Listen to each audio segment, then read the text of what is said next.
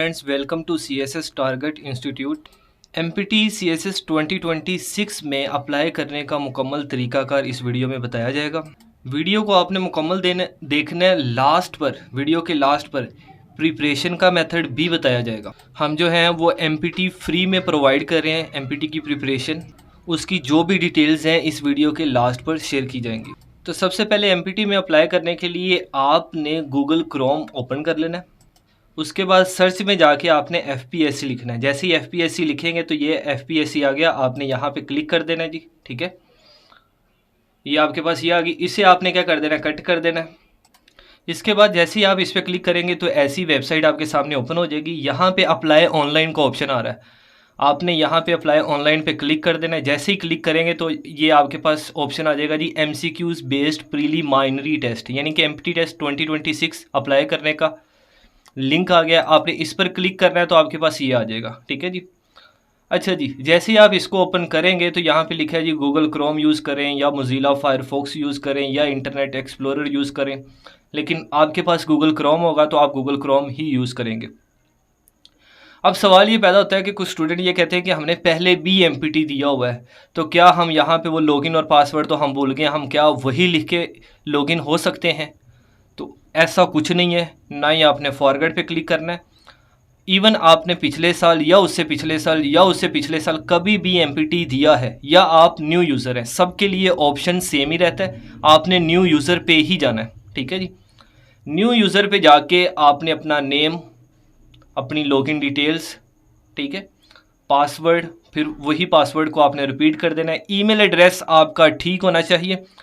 ID card पे zero tolerance.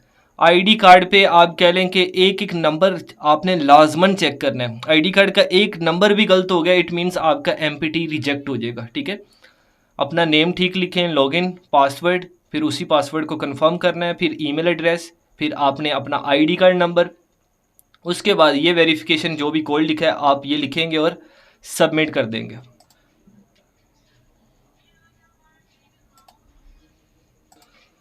यहाँ पे अब मैं इसका लॉगिन रखने लगा हूँ। ठीक है, लॉगिन जैसे वो आप इंस्टाग्राम का यूज़र नेम रखते हो ना, वो आप यहाँ पे अपना लॉगिन रख सकते हो। ठीक है जी।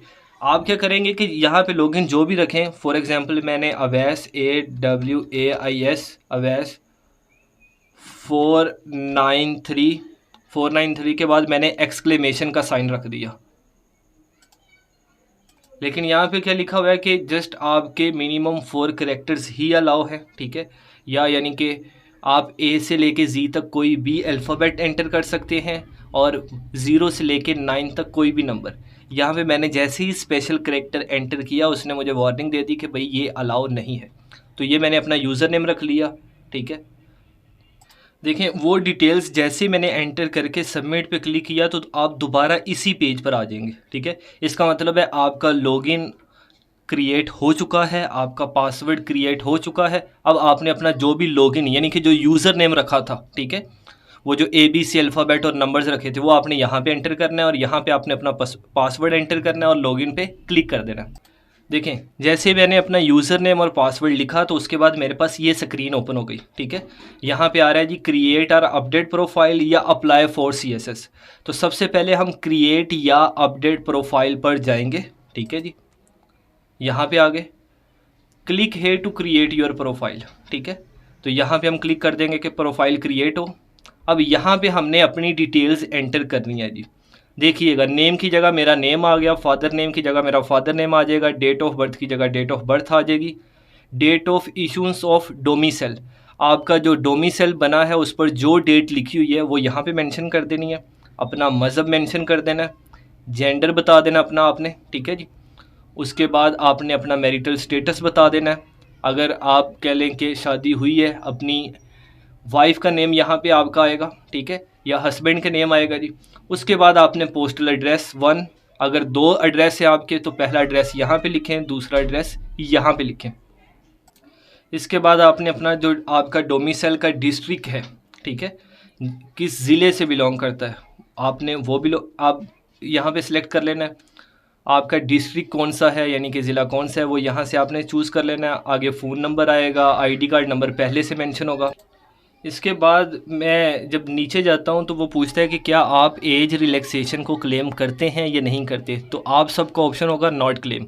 अगर कोई क्लेम करता है, आज़ाद कश्मीर बलूचिस्तान के ट्राइबल एरिया से बिलोंग करता है, तो वो उसको पर टिक लगा देगा। मैं नीचे इसलिए इसको नहीं लेके जा रहा, नीचे आईडी कार्ड नंबर मेंशन है और यूट्यूब की इसे वायलेशन की बेस पर रिमूव कर देता है। ठीक है जी।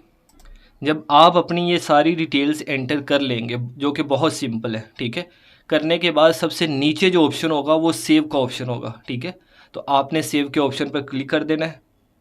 देखें, जैसे ही मैंने सेव पर क्लिक किया उसके बाद ये वाला ऑप्शन आ जाएगा। ठीक है, कि भाई अपनी जो पिक्चर है वो अपलोड करो, जिसका जो साइज़ है मैक्सिमम साइज़ कितना होगा, 30 KB। ठीक है, तो आप अपने मोबाइल से जो भी पासपोर्ट साइज़ पिक्चर है उसकी तस्वीर खींच के, ठीक है, उसको आपने क्या कर लेना है, रीसाइज़ कर लेना है। रीसाइज़ करने का तरीका क्या है, आपने गूगल पे जाना है, लिखना है जी PPSC रीसाइज़ इमेज।